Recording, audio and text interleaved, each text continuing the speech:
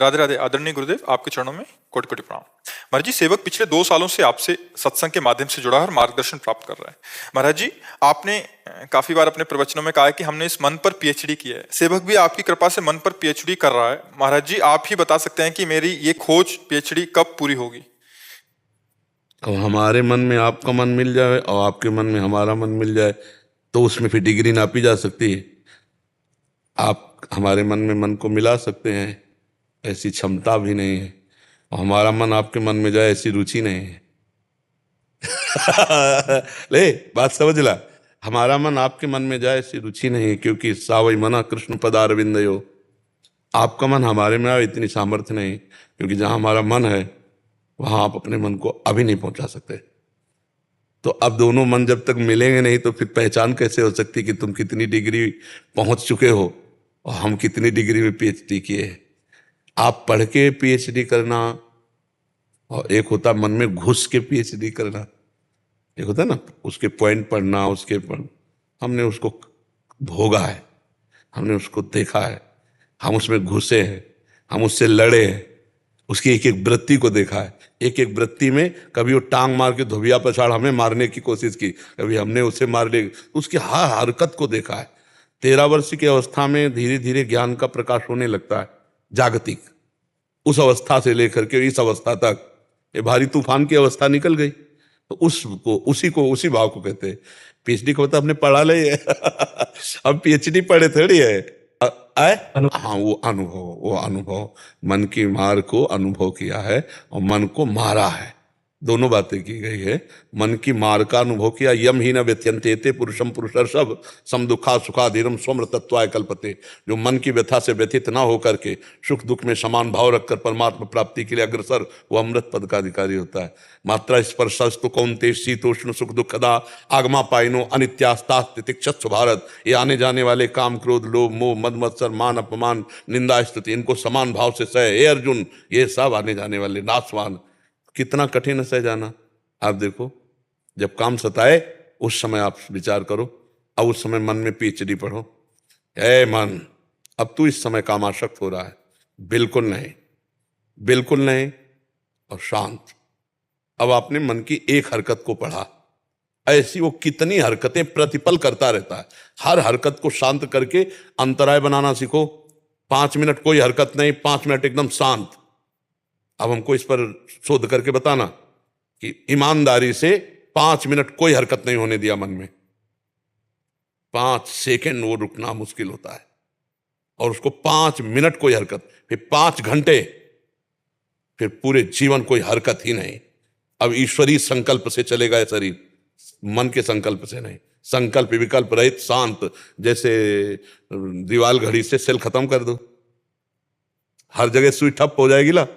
ऐसे मन को, मन के सेल है सतोगुण रजोगुण तमोगुण, त्रिगुणातीत अवस्था को प्राप्त कर ले, खत्म इसका संकल्प विकल्प। महाराज जी, मैंने एक सपना देखा, आप मना करते सपना नहीं बताना चाहिए।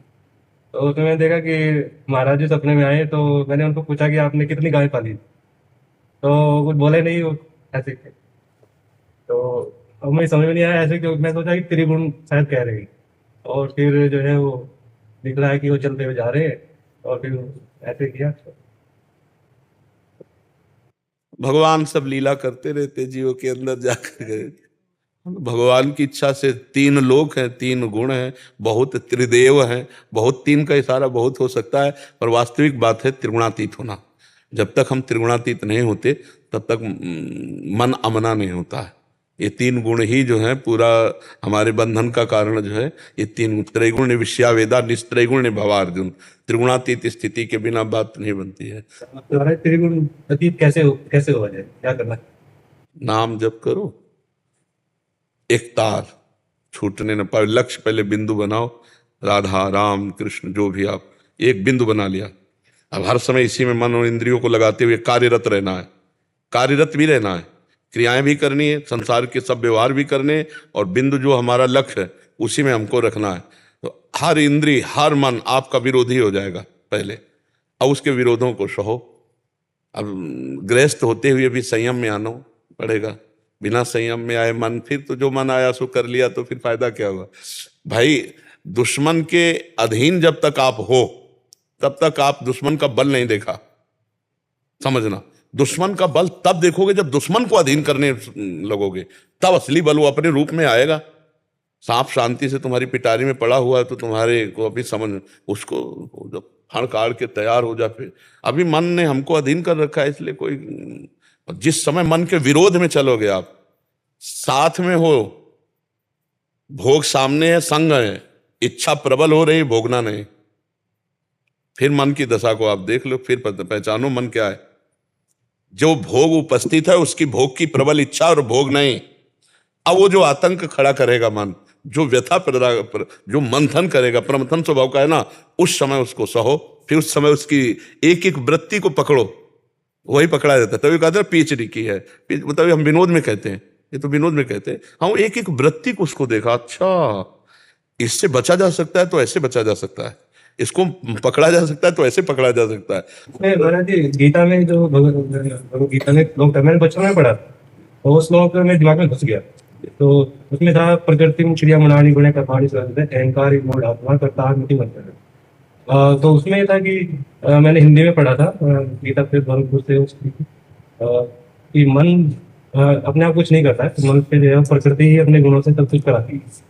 तो इसको मैंने कुछ दिन अभ्यास किया, तो वो अभ्यास अच्छा रहा, मैं चला, तो उसका मैं अभ्यास करता हूँ। फिर मैंने निरंतर नाम जप का अभ्यास किया। तो जब वो पहला जो अभ्यास है उसमें वो क्या होता है कि मान लीजिए मैं कुछ भोजन कर रहा हूँ, तो वहाँ पे जो रस का स्वाद है वो आता है, तो उसको मैं देखता हूँ कि ये प्रकृति अपने अनुसार सब चल रहा है, तो रस नहीं है, तो अलग भोजन आप पा रहे हैं, वो अपने आप क्रिया चल रही है। नहीं भोजन आप पा रहे हैं, हाँ गलत है।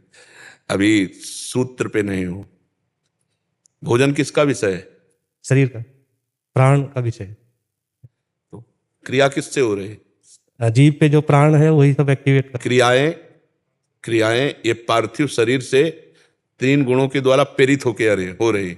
आप ना भोगता है ना करता है, क्योंकि इसी श्लोक में कहा अहंकार विमूढ़ आत्मा करता मिति मन्यते, मैं कर रहा हूं, मैं खा रहा हूं, मैं पी रहा हूं, मैं सो रहा हूं, ये मूढ़ता है, ज्ञान नहीं।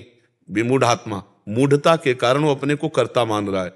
ये ऐसे हो रहा है जैसे पंखा चल रहा है, अभी बिजली के पावर से चल रहा है, और पंखा कहे मैं चल रहा हूं, तो अज्ञान है ना इसका। ऐसे आत्म तत्व के प्रकाश से प्रकाशित होकर, पावर युक्त होकर ये तीनों शरीर चल रहे हैं, स्थूल, सूक्ष्म और कारण, और इनके आप साक्षी हैं। आप कहीं है ही नहीं करता। स्वाद रसेंद्री का विषय है, भोजन जो प्राणों का विषय, पचाने का विषय जठराग्नि का है, सब अलग है। आप केवल दृष्टा मात्र हैं। आप अपने को कर्ता और भोक्ता ना माने तो आप मन को समझ सकते हैं। आप कहीं नहीं हैं इसमें, हैं आप कहीं इसमें नहीं, दृष्टा मैं सोचता हूँ कि मैं जो दृष्टा हूँ वो मैं हूँ। ये जो इस क्रियाओं का अनुभव हो रहा है कि ये भोजन पाया जा रहा है, ये मीठा है कि कड़वा है, ये सब इंद्रिय का हो रहा है, आपका नहीं हो रहा। आप इसके केवल भोजन पाया जा रहा है, इसके आप केवल दृष्टा हैं, केवल दृष्टा है आप इसके। कड़वा है, मीठा है, अच्छा है, बुरा है, अपच है, सुपच है, ये सब अंतर का विषय है। आप उससे तटस्थ है। सुखद है या दुखद है, आप उससे अलग है। जब आप धीरे धीरे अलग की सिद्धि हो जाएगी तो आपके शरीर में पीड़ा हो या सुख हो, इससे कोई फर्क नहीं पड़ेगा। अभी जैसे गुरुजी आपको बताते हैं ना कि भगवान शंकर 88,000 वर्ष तक जो है वो एक जगह बैठ गए, समाधि में बैठ गए। तो मैं अभ्यास करता हूँ तो मैं 1 घंटा तो हो जाता है। 88 साल जी होगी 88 साल जी होगे के लिए 88,000 वर्ष समाधि की 80 मिनट तो एडजस्ट होना चाहिए। महाराज जी इसमें एक प्रश्न था महाराज जी, जैसे किसी एक विषय पे अपन अनुभव लेते हैं, जैसे आपने मन पे अनुभव लिया कि बचपन से देखा है, तो क्या सबके मन वैसे ही रहेंगे महाराज जी? सबके अंदर वैसी ही भावनाएं सबकी वैसी ही रहेंगी? नहीं, कर्मानुसार होते हैं उसमें कर्म। जैसे किसी का बहुत अपवित्र मन है, किसी का बहुत पवित्र मन है, किसी का बहुत मूढ़ता युक्त है, किसी को विवेकपूर्ण, तो उसमें एक जैसा मन सबका। महाराज जी वृत्ति तो तब उस समय तो एक जैसा ही अनुभव कराएगी, जैसे काम आ रहा है तो काम का ही सबके अंदर नहीं, अलग अलग है। अब जैसे मूढ़ता लिए हुए काम आएगा तो राक्षस पशु जैसा होगा। अब वो एक विवेकवान के अंदर भी तो काम आता है, पवित्र हृदय में भी काम आता है, तो वो अपने काम को विवेक के द्वारा दबाता है। वो बहुत कम स्थिति में आता है। और जिन राक्षसों की बुद्धि में काम आता है, तो आप देखो ना, अपनी बेटी, अपनी बहन, अपनी पवित्रता जो दिमाग की, वो सब खो देते हैं। नहीं खो देते हैं। तो ऐसा नहीं कि सबका मन एक जैसा हो या सबके मन में एक जैसा स्फुरण होता हो, वो भी अलग अलग है। पवित्र हृदय में भी काम आता है, और पवित्र हृदय में जो काम आता है वो पवित्रता धर्म को लेकर के, तो वो काम भगवत स्वरूप है। जैसे एक सदगृहस्थ है, उसके हृदय में काम आया, वो भगवान का सुमिरन करके अपनी पत्नी से प्यार करता है, तो उसका कोई पाप थोड़ी माना जाता है, वो धर्म माना जाता है। और एक गृहस्थ है और पापात्मा जीव है, उसके अंदर काम आता है, तो कहीं भी किसी की भी तरफ वो गलत दृष्टि देखेगा, गलत सोचेगा, गलत भावना करेगा, तो काम दोनों में आया। लेकिन एक काम धर्मयुक्त और भगवत स्वरूप हो गया, और एक काम पाप युक्त नरक ले जाने वाला बन गया। तो ऐसे ही मन में बहुत तरह की स्फुरणाएं होती हैं। तो अब पवित्र हृदय में स्फुरणा होगी तो धर्मयुक्त होगी, और अपवित्र हृदय में होगी तो अधर्मयुक्त होगी। तो अधर्मयुक्त बड़ी भयावह होगी, और धर्मयुक्त जैसे कोई बात आई, अब वो धर्मयुक्त नहीं है तो धर्मात्मा हृदय, तो उसका समन करेगा, नहीं भाई नहीं, उचित नहीं, उचित नहीं। लेकिन जो पापात्मा है वो कोशिश करेगा, चाहे मुझे जो भी हो, एक बार मैं करके देखता हूँ, एक बार वो गलत दिशा को चला जाए। शास्त्रों में देखा गया कि महापुरुष जनों में इतना सामर्थ्य होता है कि वो पापी से पापी जीव की भी मनोवृत्ति को भाप के उसको एक सद्मार्ग की ओर प्रेरित कर देते हैं, क्योंकि उनको अनुभव है उस मन का कि इसको कैसे निकालना। हाँ, उसमें क्या होता है कि जैसे थोड़ी देर के लिए मन, अपने मन को आपकी तरफ एकाग्र किया, तो उसी समय पता चल जाता है। क्योंकि जैसे दर्पण सामने रख दे तो पता चल जाता है ना प्रतिबिंब अपना कैसा है। तो जो मैं हूं वही आप हैं, इतना अंतर नहीं है। जो मैं हूं वही आप हैं, जो आप हैं वही मैं हूं। जैसे इसमें और इसमें शर्त लग जाए तो बात ये आएगी कि जो बिजली तेरे में वो मेरे में है। बिजली में थोड़ी अंतर है, बिजली तो एक ही ना। तो जो आप में बिजली वही यहाँ बिजली है। आत्म तत्व में कोई फर्क नहीं है, फर्क है नहीं यंत्रों में। अब अंतःकरण किस कोटि का आपका है, लेकिन तत्व एक ही है। तो जब हम आपकी तरफ अपने मन को लगाएंगे तो आभास हो जाएगा ये किस स्थिति का आदमी है, कैसा। उसे सिद्धि नहीं कहते, ये तो साधारण सी बात है। साधारण सी बात है कि जब पवित्र हृदय में जहां ऐसे लगा तो फिर पता नहीं आप जो बोल रहे हो आपकी स्थिति नहीं है, फालतू की बात करते हो आप। जैसे अपने लोग किसी को डांटने लगते हैं, आप सही ढंग से चलो यार, काहे को अपना जीवन बर्बाद कर रहे हो। तो ये कोई सिद्धि नहीं है। वो बात करते करते शब्द और आपकी स्थिति का अनुभव हुआ, तो आप आए हो, आप कृपा करके यहाँ, तो सतमार्ग आपका पुष्ट होना चाहिए। तो फिर ऐसे वो कोई सिद्धि नहीं होती, वो एक मतलब मन की एक वृत्ति होती जो आपकी पकड़ ली। वो मन की वृत्ति पकड़ लेना होता है, उसमें कोई सिद्धि का चमत्कार नहीं है। अब जैसे छोटी छोटी सिद्धियां हैं कि आपकी बात लिख दी, आपका नाम लिख दिया, ये सिद्धि है। ये भगवत प्राप्ति नहीं होने देती।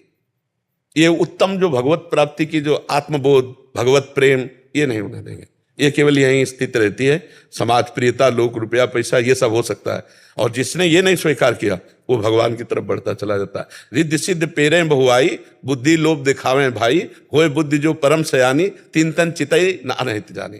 तो ये एक भागवती वातावरण में एक वृत्ति पकड़ गई, तो लगे तुम्हारी स्थिति ऐसी लगी। तो वो कोई सिद्धि नहीं होती है, वो एक भागवतिक वृत्ति होती है। नहीं, ऐसे पास बैठे हुए व्यक्तियों के द्वारा ऐसे कृत्य होते हैं तो कहाँ पकड़ के बोल देते हैं।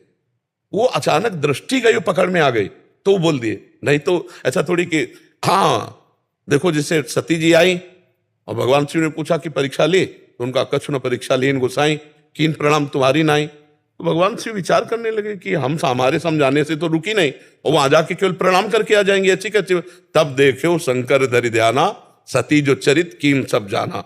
तब जब पूरी एकाग्रता करके ध्यान के द्वारा देखा, तब ऐसे संत महापुरुष किसी को देखते नहीं, वो केवल प्रभु को देखते हैं। प्रभु में चित्त लगा, अचानक प्रभु की कृपा से कोई वृत्ति पकड़ में आ गई तो उसके कल्याण के लिए बोल दी। वो अपनी तरफ से कहीं मन नहीं लगाते। जैसे अभी हमने विनोद में कहा था कि आपकी पहुंच नहीं हमारे मन तक, हमारे मन की रुचि नहीं आपके मन में जाने, क्योंकि मेरा मन जहां लगाया है वही लगा है। अब वो अभी पकड़ा दें वो प्रभु, तो अभी अभी पकड़ में आ जाएगी। वो आपको पकड़ा दे तो अभी पकड़ में आ जाएगी, वो हमें पकड़ा दे तो अभी पकड़ में आ जाएगी, और हम तुम नहीं, कनेक्शन नहीं हो सकता। या बहुत काल तक एक ही भाव से, तब देखा गया कि हाँ इसका भाव पूर्ण समर्पित। तो ये ब्लूटूथ सिस्टम समझो, जैसे मोबाइल में नहीं ब्लूटूथ सिस्टम होता, दोनों समान भाव, समान स्थिति और समान प्रीति, तब वो भाव जागृत हो जाता है। महापुरुषों के पास मुग्धा शक्ति होती है जिससे वो अपना महानता ढक लेते हैं, तो वो क्या शक्ति थी? नहीं, इनका शायद कोई शक्ति का नाम बता रहा है कि वो अपनी महानता को ढक लेते हैं महापुरुष जन। नहीं, महानता सही, देखो बच्चा, महानता, छोटता, लघुता, बड़, ये सब मायाकृत शब्द है। बिल्कुल शुद्ध बात समझो। हमने क्या कहा, जो इनमें है वही मेरे में है, जो मेरे में वही इनमें है, तत्व में अंतर नहीं है। ये पंचभूत जो हमारे बने हुए वही आपके पंचभूत है, जो हमारी आत्मा वही आपकी आत्मा है, ना छोटाई है ना बड़ाई है।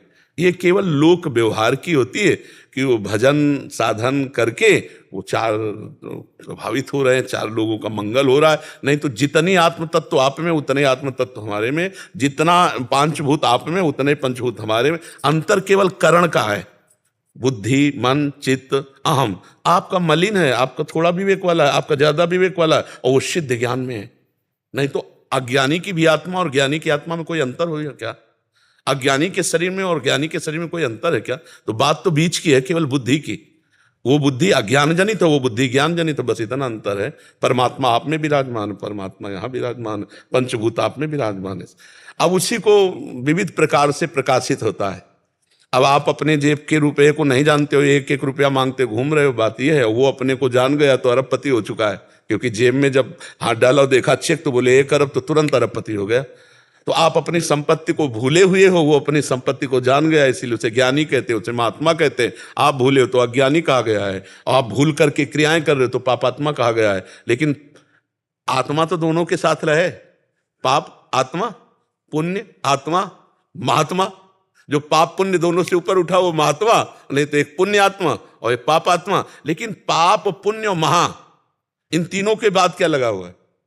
आत्मा लगा हुआ है। वो एक है, वो एक जैसा है, उसमें कोई अंतर